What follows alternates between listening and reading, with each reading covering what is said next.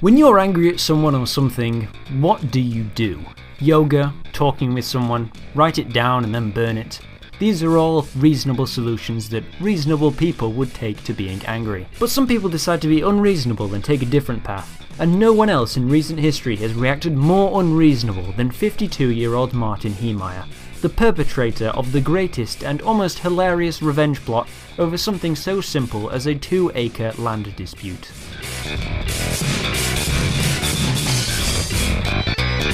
Heemeyer was a simple man. An Air Force veteran, he was a mechanic living in Grand Lake, Colorado. He had no wife and children, or any relatives in the area. His neighbours described him as an affable and kind person. Despite this, he was prone to acts of immense anger. When he campaigned for legalised gambling in Colorado, he became so enraged by an opposition campaigner that he very nearly started a fight with him. In 1992, Heemeyer bought 2 acres of land from the government for approximately $42,000. Later, he attempted to sell it on to a construction company for $240,000. The town approved this deal, but Heemeyer was not happy, as he had used the land to get into his mechanic shop and the proposed building would have blocked his access. Furthermore, his failure to move scrap metal from his property and not having his shop connected to the sewer system resulted in a $2,500 fine.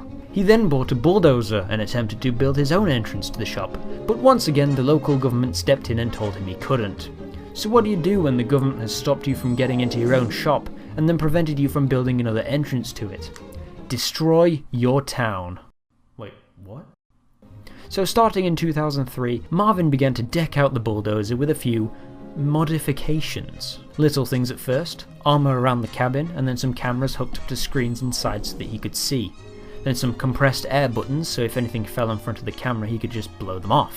30cm thick concrete was poured onto the bulldozer, providing a bulletproof shell for his machine. Handgun outposts were implemented to prevent anyone from climbing on his creation during the destruction of his town. Even though Marvin had the bulldozer on full display in his shop, literally nobody batted an eye. Marvin would later write in his logs that, "It is interesting to observe that I was never caught. This was a part-time project over a 1.5-year time period.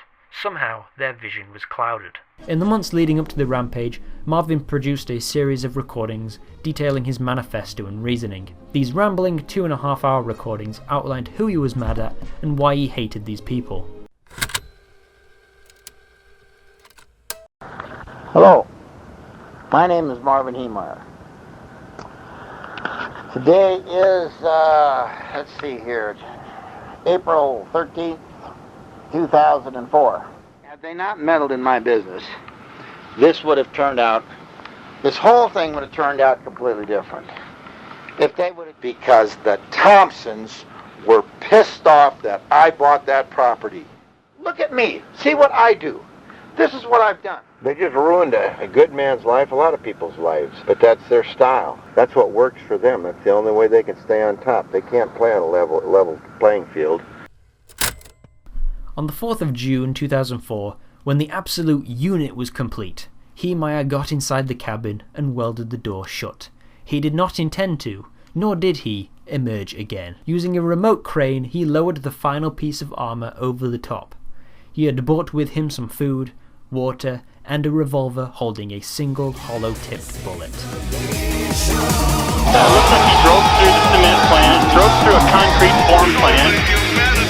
He doesn't stop for light poles, he doesn't stop for buildings, he takes out the corner of the copycat store. Again, this is right in downtown Granby. Look at the biggest bulldozer you ever seen in your life. At first I thought that he was just kidding. I had no idea that he would follow through with it.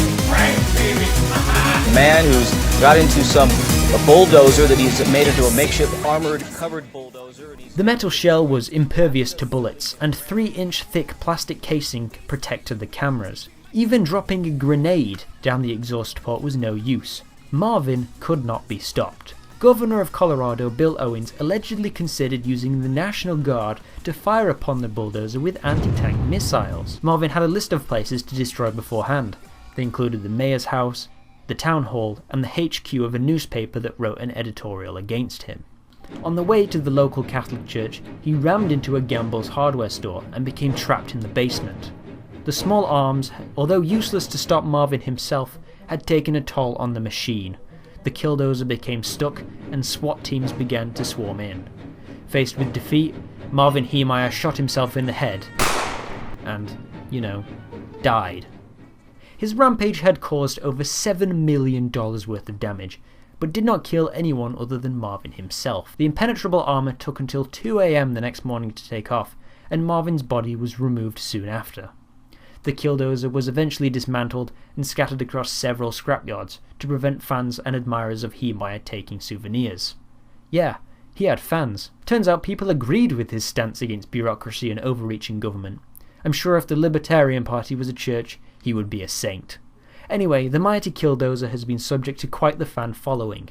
Fan art, 3D models, Lego, entire albums dedicated to him, and this weird looking thing. Every 4th of June is celebrated as Killdozer Day by those who are interested in the story of one reasonable man who was forced to do an unreasonable thing.